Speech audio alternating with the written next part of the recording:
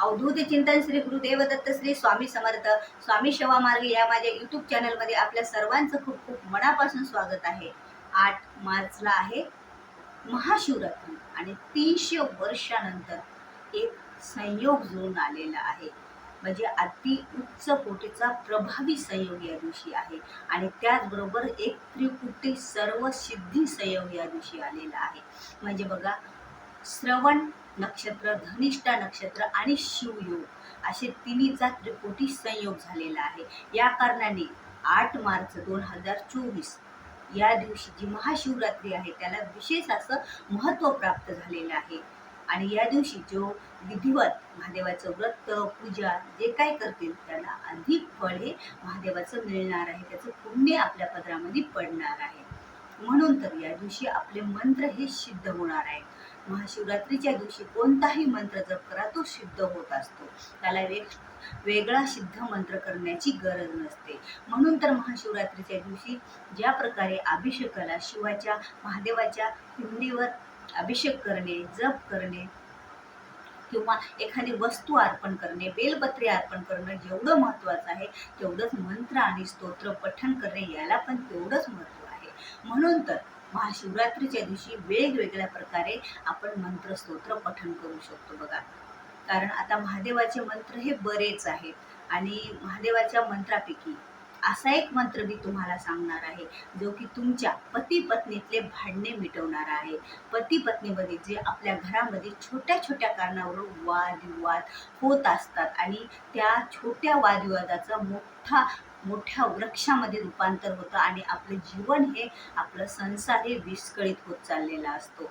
आपल्या घरामध्ये आपण एकाच छताखाली राहतो, पण दोघांमध्ये जेव्हा वादविवाद, कटकटी, भांडणे होतात ना त्यावेळेला आपल्याला जगणं हे असह्य होत असतं बघा। पुरुषांना सुद्धा बाहेर गेलं तरी त्यांचं मन लागत नसतं जर बायकोसोबत पत्नीसोबत भांडणे झाले तर, आणि पत्नीचं सुद्धा कोणत्याही कामात मन लागत नाही जेव्हा आपल्या नवऱ्यासोबत पतीसोबत जर भांडणं झाली तर।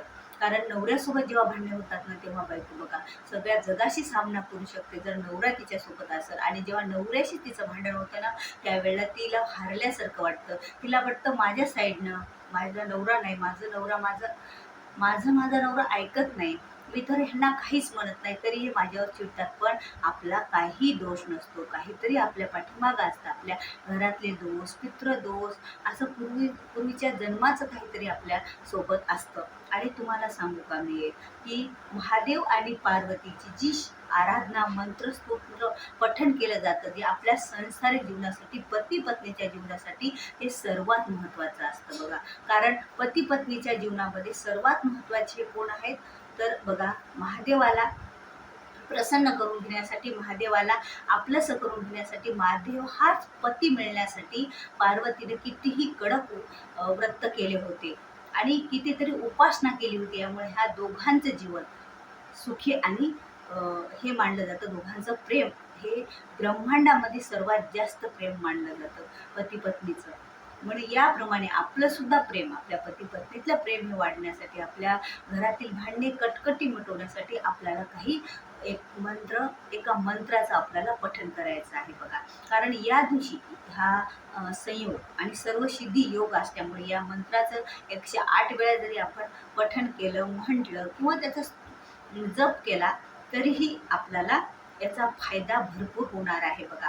कारण आपण जेव्हा जीवनामध्ये हारलेला असतो, आपल्याला वाटतं नको आपलं नवऱ्यासोबत जमलं म्हणजे सर्व जगासोबत जमल्यासारखं असतं, दोघं खुश तर सर्व ब्रह्मांड खुश आपलं राहत असतं। आणि एका पत्नीला पती एवढं प्रेम ती कुणावरही करत नाही, लेकरावर करती हे महत्त्वाचं आहे, पण सर्व बाजूला सोडलं तर तेव्हा ती आपल्या पतीवरच जास्त प्रेम करत असते। त्यामुळे तर नवऱ्यासाठी हा मंत्र आपल्याला जपायचा आहे आणि नवऱ्याला बायकोसाठी, म्हणजे दोघांचे एकमेकाशी जुळण्यासाठी दोघांनी हा मंत्राचा जप करायचा आहे।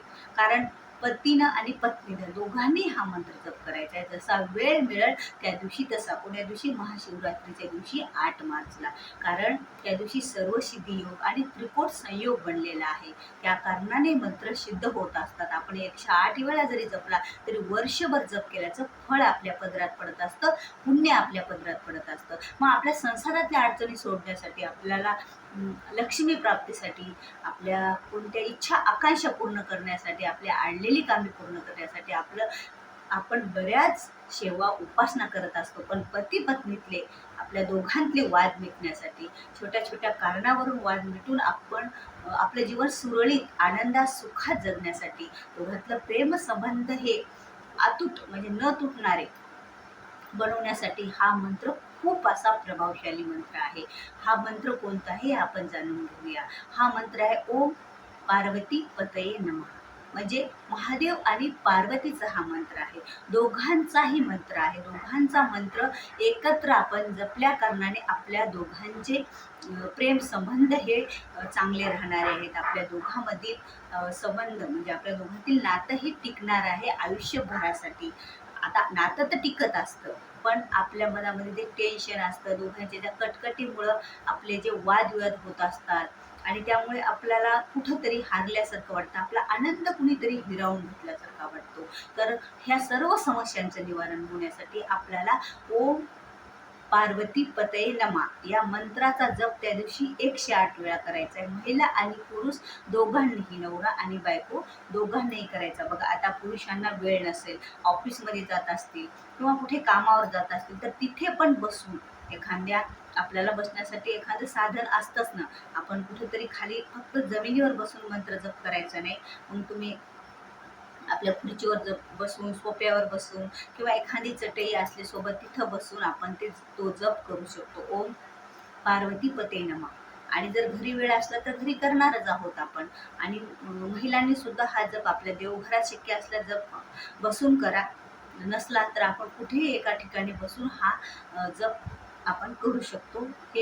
हा जप आपण म्हणू शकतो, कारण हा मंत्र खूप असा प्रभावशाली आहे आपल्या दोघांमधील पती पत्नीमधील संबंध टिकून राहण्यासाठी. म्हणून महिलांनो, ही संधी सोडू नका. जरीही पुरुषाला वेळ नसेल, त्यांनी नाही जप केला म्हणून आपण राहू द्यायचं नाही. बघा, आता आपले पती ऐकतीलच, आपण म्हटलं ते म्हणतील असं नाही. त्यांनी ऐकलं ठीक आहे, त्यांनी मंत्र जप केला आणखी चांगलं. जर त्यांनी नाही केला, नाही ऐकलं, तरी आपण एकटीनं हा जप 108 वेळा म्हणायचा आणि करायचा आहे आपल्या माळेवर. जे आपण रेग्युलर दररोज आपली माळ वापरतो आपल्या देवांची मंत्र साधना करण्यासाठी, मंत्र जप करण्यासाठी, त्याच माळेवर आपल्याला हा जप करायचा आहे.